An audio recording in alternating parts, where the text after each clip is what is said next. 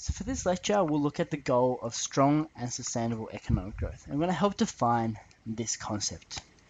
So there are three main ideas behind the goal of strong and sustainable economic growth, and I'll highlight these ideas. So firstly, we have strong, and secondly, we have sustainable, and thirdly, we have growth. So let's just break this definition down into three separate parts. So let's start with strong. What does it mean by strong growth? Strong growth means that our living standards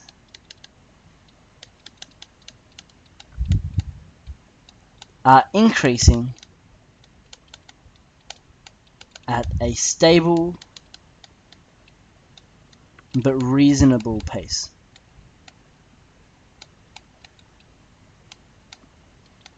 This can be a very subjective idea of growth, but the government realizes or recognizes that the idea of strong growth is around 3 to 4% GDP per annum. So they want GDP to increase by around 3 to 4% per annum, and this aligns with other goals. Secondly, we have this idea of sustainable. So what does sustainable mean? It means ecological sustainability.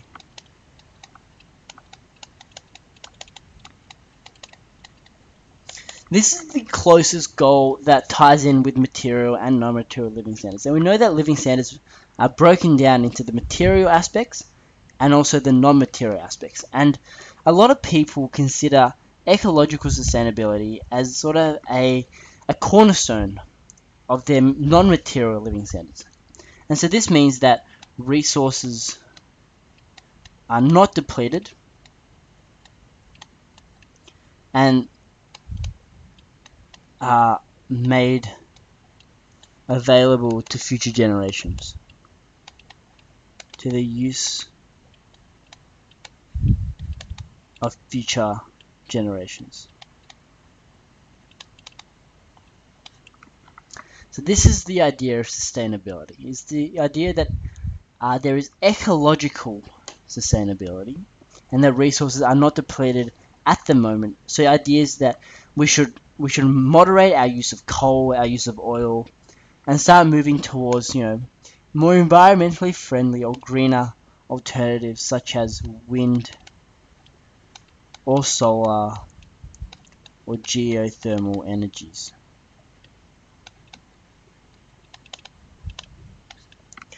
And last but not least, we have this idea of growth. So that is the increase in the volume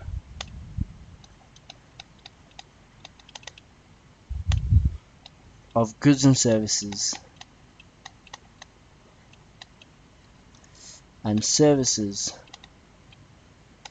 produced in the economy from year to year.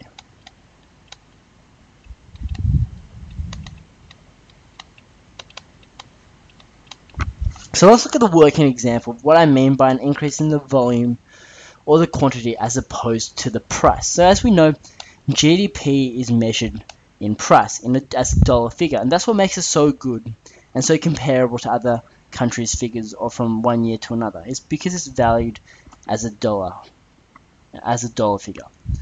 But what economic growth is concerned about is the increase in the volume of goods and services. So take, for example, say a nation sells wheat. In year one, it sells wheat at $10 a kilo and it sells 100 kilos. And so we know that this nation actually earns a GDP of $1,000. In year two, however, it's going to increase its sales price to $12 a kilo.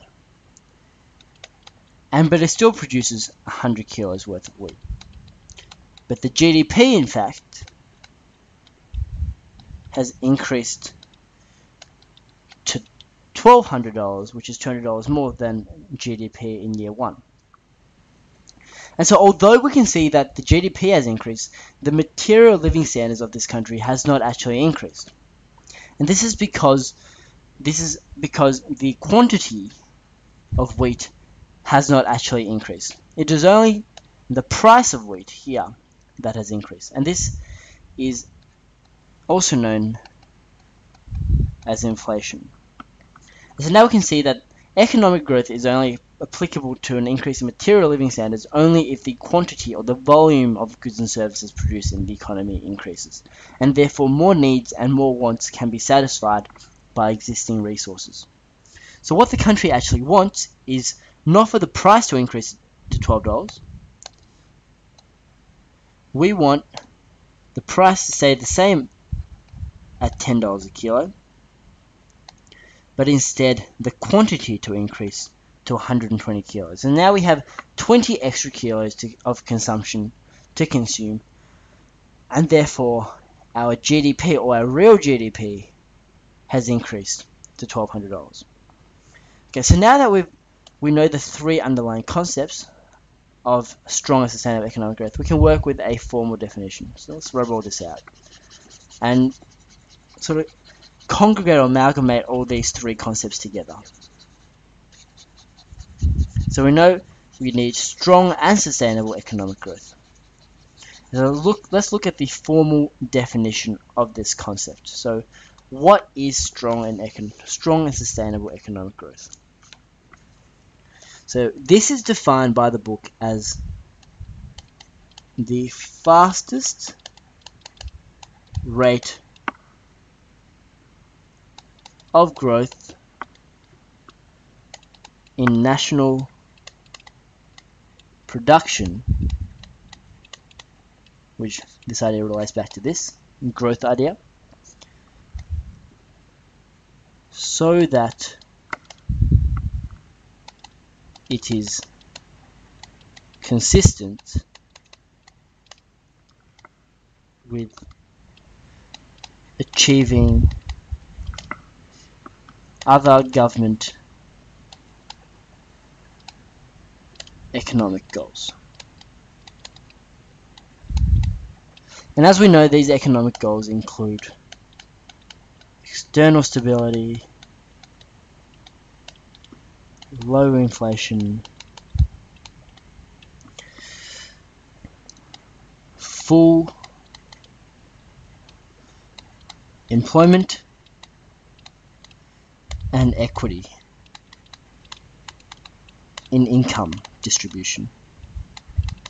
I will talk about how economic growth actually affects all these different goals in later lectures. But for now, we need to know the definition of the strong and sustainable economic growth. It's defined as the fastest rate in national production so that it is consistent with achieving other government goals. Especially, I should note, low inflation. Because as we've discovered from previous lectures, low inflation has a direct impact on all the other economic goals. And also, now this new idea of sustainable has come in. It is also the fastest rate of growth, such that resources are not depleted for the use of future generations. So we're not just concerned about our economic viability for this generation, but we're also concerned more altruistically about the use of future generations on our current resources. So to recap, the goal of strong and sustainable economic growth can be split up into three parts. One, which is strong growth. Two, which is sustainable growth.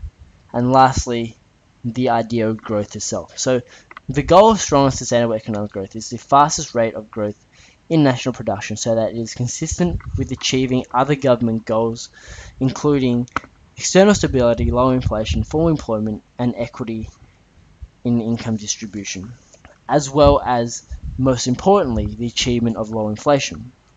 And the government recognizes that if growth occurs around 3 to 4% per annum, that this can be achieved. And of course, this growth rate or this target range should be changes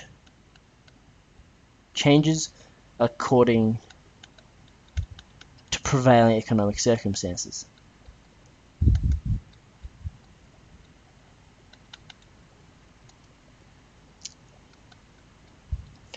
And also we must ensure that resources are not depleted for the use of future generations so that they could enjoy the same reasonable standard of living as us.